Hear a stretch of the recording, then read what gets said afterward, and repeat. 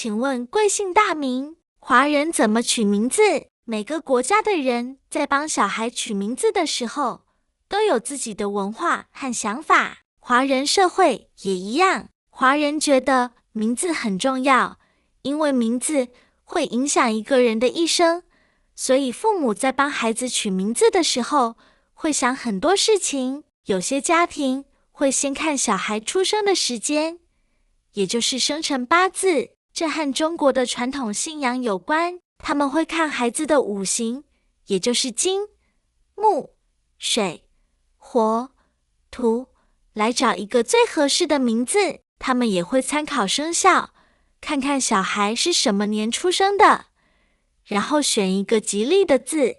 除了这些以外，名字的字音、字形和字义也很重要。父母常常希望名字可以又好念又好听，字的意思也很好。比方说，男孩子的名字常用力、强壮；勇、有勇气；阳、像太阳一样明亮；鱼、大方、有气质；豪、有英雄气概等等。女孩子的名字会用美、漂亮；梅，像梅花一样有坚强、美丽；莲，像莲花一样；月，像月亮一样；灵，灵巧；心，开心等等。在传统文化中，还有一个很特别的规定，叫会名。这是为了尊重长辈，所以不能用爸爸或爷爷名字里有的字来取名字，